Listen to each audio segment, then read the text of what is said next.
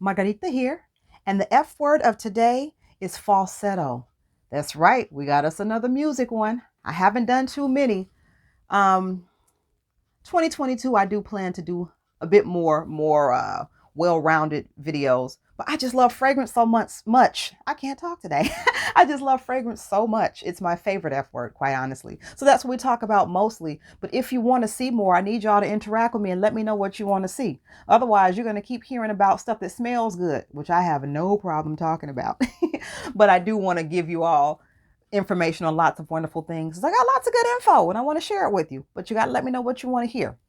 But today I'm just this is off the cuff, letting y'all know what I've been going through the past couple weeks. Your girl has been sick, and I can't use the word that I had going on because YouTube and other platforms would demonetize you. So I'm just going to call it the heebie-jeebies. But yes, I went to Houston a couple weeks ago, and I'm assuming that the heebie-jeebies was crawling around in the airport and decided to bite me. And oh my goodness, I am just so happy that my immune system is strong enough to work with me versus against me. Anybody who has suffered any losses in the past couple of years, my heart goes out to. I too have suffered some loss of people who are very close to me, and I have some relatives now who are dealing with the heebie-jeebies, and we're going to send positive energy their way, and I want to send positive energy to you. But what a lot of people don't understand is the effect that an illness can have on your voice. Now, for those who don't know, I am a professional voice coach, and a lot of my students are people who are trying to do corrective work, meaning they're trying to recover the voice that they had. Maybe they had an illness or they had been using their voice improperly for so long that, there's some repair that needs to be done. Now, if you have been sick with any type of illness that affects this area, for example, if you have phlegm and cough, we're gonna get kind of gross in here, but it just is what it is. If you're squeamish, just mute it.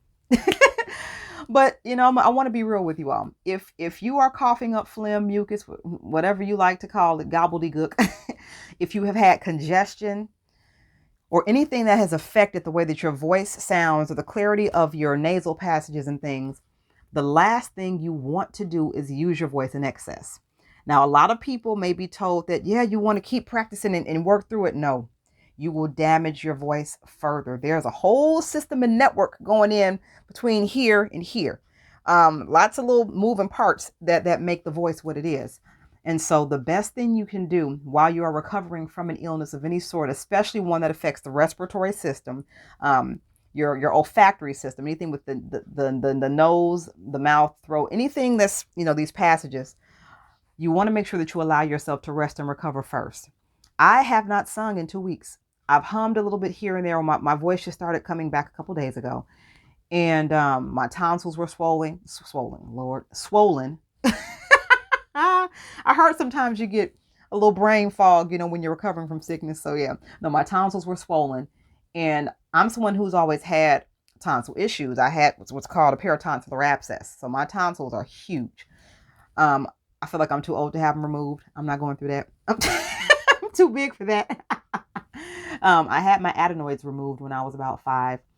And I'm just really not a big fan of surgery if I can avoid it. I am not an invasive person. If I can avoid it, I try to keep all the parts I came with. But yeah, so I have tonsil issues anyway. And I have a slightly nasal voice, and I'm not sure if it's due to the adenoid surgery I had when I was younger. I'm really not sure why exactly that is, but you're able to counteract these things with proper technique. When I sing, I don't have a nasal voice so much so as when I speak. Maybe some people can't even hear it. Maybe because I'm a voice coach, I can hear when things are nasal and when things are not. Or heck, maybe it's just me still recovering. Who knows? But anywho, if your voice is not up to standard, don't force it. So when you're recovering from any type of congestion, what you want to do is make sure that you are eating things that are going to help. You want to work with your body, not against it. I am not a doctor, so I want to put this disclaimer here. The views and opinions expressed in this video have not been evaluated or approved by the FDA. This is just for informational purposes only. Do not take this as medical advice. It is not. It is just information and things that have worked for me and for my students. Now, with that said, I feel like I have to put a disclaimer in front of so many things because you get people that want to find fault when you're just trying to be helpful. If you're one of those people, please stop watching. Thank you. Anywho. I could be a little bit petty, but I'm serious. I'm just serious. People have become so sensitive, and I'm honestly over it. I am over the oversensitivity when people are just trying to put out information to help somebody. If you don't like what you see, or what you're reading, and what you're hearing, just keep scrolling till you find something you do like. Don't go canceling people and being negative and disrespectful in the comments. Just watch something else. It is that simple. Now, anywho, woosah.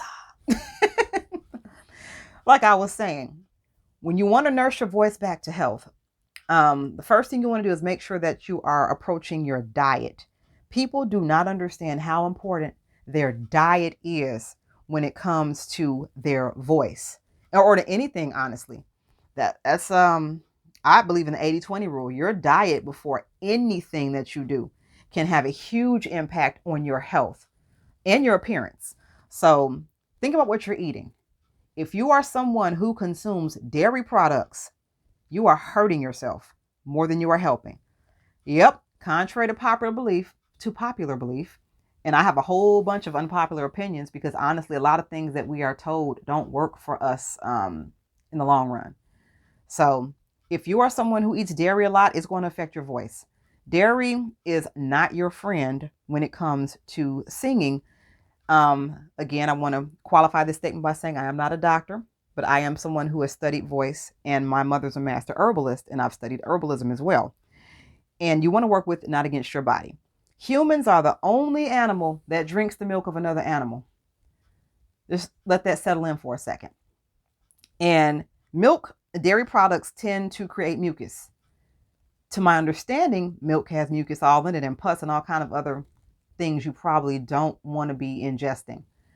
I gave up dairy products several years ago, and about probably 10 years ago, and I've noticed so much less congestion, and I also heal much more easily from illnesses such as colds and things like that cause congestion, because I'm not putting things in my body that have things that encourage mucus.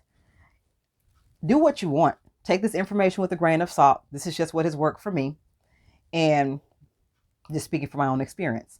So if you're trying to recover from things and improve your voice, leave the dairy alone. Number 2 is red meat. Red meat, well, it's the producer of dairy, but typically red meat is also something else that can affect the voice. And there's research on this. I'm not going to go into detail here. And number 3, white sugar. White sugar is the other culprit to voice. You do not want to have sweets when you need to sing. So typically, now my favorite foods are like potato chips and like toffee. So I do like products that are sweet sometimes and that are salty. Sometimes the foods I eat may have a certain amount of dairy in it. For example, I do like chocolate on occasion, and I like caramels and certain things that may have small amounts of dairy in them. But I keep those things to a minimum, and I also don't eat them when I need to sing or use my voice excessively. So you want to let your voice rest. You want to let it heal. And you want to avoid these 3 foods, dairy, white sugar, and red meat. So when your body's draining, you want to eat things that are spicy. You want to use consult your physician first. If you have allergies or contraindications to any medications you're taking, of course, discuss with your medical provider. But what I do, I load up on cayenne. I use liquid cayenne in my herbal tea. I like to use turmeric. I like to use astragalus root because astragalus is an immune booster. And a lot of these things typically don't have side effects. So if you are someone who has a very sensitive system, I'm not aware of anybody that I recommended these things to having an adverse effect. And also it really helps your body drain that out. Eating jalapeno peppers is another good thing. If you need to sweeten the tea, I recommend using agave or like a really high quality honey. Do not put sugar or sugar substitutes in your teas or anything that you're doing, especially when you're in a healing process. Your body does not recognize them or process them the same as more natural things. So you want to make sure you are working with, not against, your body. I also don't bring down my fevers. Fever is a body's natural response to trying to heal itself. I just endure it. You want to help, not hinder a fever. Again, for the 10th time, I'm not a doctor. I'm not a medical practitioner. I'm just saying what works for me. And being someone who leans more toward natural medicine versus Western medicine, each has its place. I just prefer to use more natural means for healing. It's my preference. For all you people that have something to say about that. Anywho, I know I've just gone on this rant, but like I said, I'm just talking to you guys about something that's been on my heart because I don't get sick often. When I get sick, I get mad that I got sick because I don't get sick. I'm like, what in the world happened? How on earth? Because I try to make sure that I keep my immune system up and that I eat like I need to eat, and I make sure that I stay active and do the best that I can. Now, no system is foolproof. Things happen. You end up in situations where you're exposed to things, and every now and again you get caught up.